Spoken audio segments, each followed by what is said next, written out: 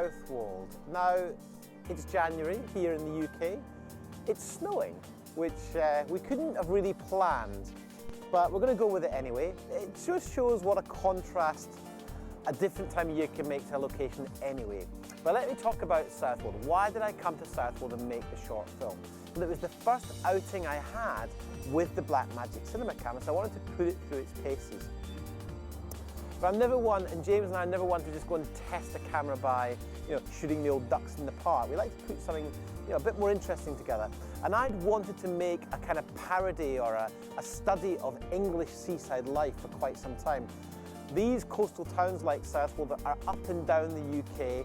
They're full of colourful beach huts, and these beach huts can go for as much as 50 or 60,000 pounds to own.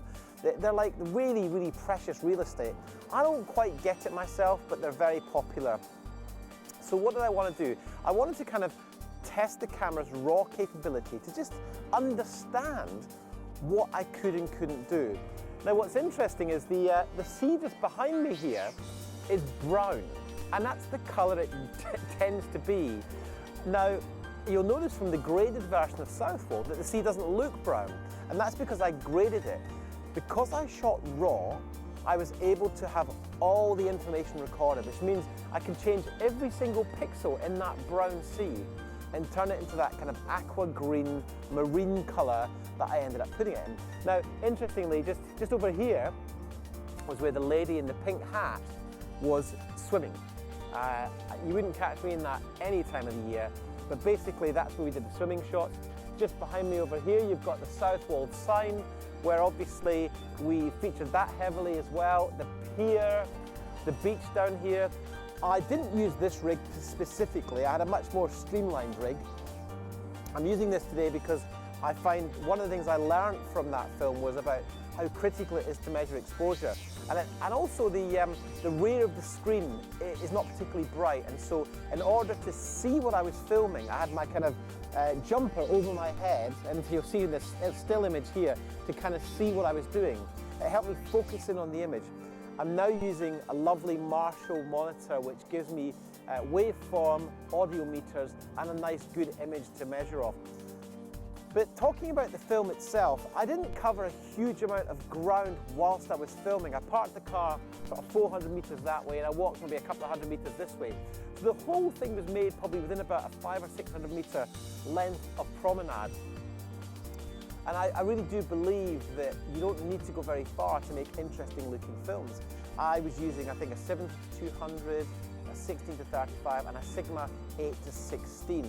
So really I didn't have a huge amount of lenses with me, but I was able to, one of the nice things about the 70-200 is that because of the smaller sensor, you effectively get that crop factor effect. So if you multiply the focal length 70-200 by 2.3 times, you get a much longer focal length. So what that meant was I could stand here and shoot down the people coming towards me, and they weren't aware that I was filming them because I was so far back. So one of the nice advantages of this camera is that with that smaller sensor, the big benefit is that your focal lengths, they don't get longer, but they feel like they're getting longer. Your field of view is narrowing, which gives you the impression that the image is getting magnified. So that's a nice touch. We also did some stuff down on the beach here with kids playing, and you can't see it today because it's complete whiteout, but there was that kind of domed power station right in the distance there. And all of that was shot from kind of around this area here, a little bit on the pier. I didn't go very far, but the kind of key learning thing was that by shooting raw, I was able to take the colour of the sand. I added a little bit of green to the sand. I kind of wanted to get my image references from sort of 1970s sort of ectochrome or agfachrome images of family beach holidays. It kind of reminded me of being a kid. And so I took these visual references in the grade and I used them as my colour palette. But of course, what I'd acquired didn't look anything like that. It was a brown sea, brown sand. The sky was a bit bluer than it is today. But because you shoot raw, and if you're prepared to go through that workflow, then you can pull all those colours out in the post.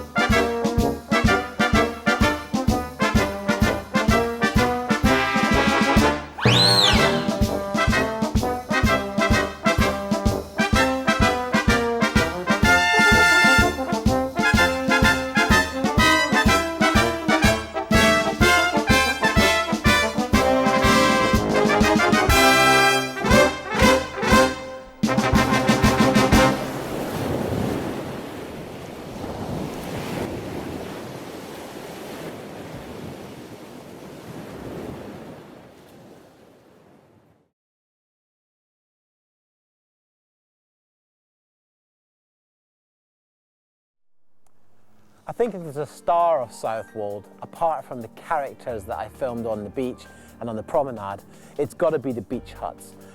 They've moved into the car park for the winter. They actually normally sit on the other side of this wall on the promenade. And they're just so colourful. And I understand from a guy who lives here locally that they're handed down from generation to generation. They very rarely come up for sale, which is one of the reasons they're so expensive. And they're a bit of a status symbol. And people do put a lot of attention into looking after them. They're very colourful.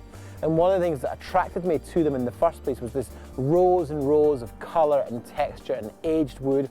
They've all got a personality. And it was one of these wonderful things to shoot. Just, you know, so much texture. You can shoot through the wooden sort of balustrades and the pillars and reflect things off windows. And they're like little mini dolls' houses in some ways, and people do put a lot of attention into looking after them. So it's a really wonderful thing to shoot. And there was one particular shot where there's this lady actually sort of sunbathing outside one, and then I sort of moved the camera over to the right, and there was this gentleman in his white shirt and his kind of very finely pressed shorts on a bike with his sandals and his socks on. And it just started to kind of build up as a great sort of character study of English seaside life. So I can really encourage anyone who's getting this camera to take something in your local area, somewhere you've been thinking that's kind of interesting. You know, you don't need to travel far to get a lot of really interesting stuff, and just think about shape and form and colour and texture, and just put yourself through some sort of imagination processes where you just think, you know, will this work, won't it work? Look for detail. Use reflections, use shallow depth of fields, use longer focal lengths. Don't be afraid to shoot into the sun and get beautiful flares. It's amazing what you can create from a very short amount of time. I think I filmed here for like 3 hours. It's great fun, it's great for your creativity, it's great for your soul, and you know, I hope you enjoy doing it as much as I have. So thanks for watching this little, not really a behind the scenes, little kind of portrait, I guess, of how I did Southwold. And I look forward to maybe seeing some of your films when you get your cameras, doing profiles of the places where you live or that are close to your heart.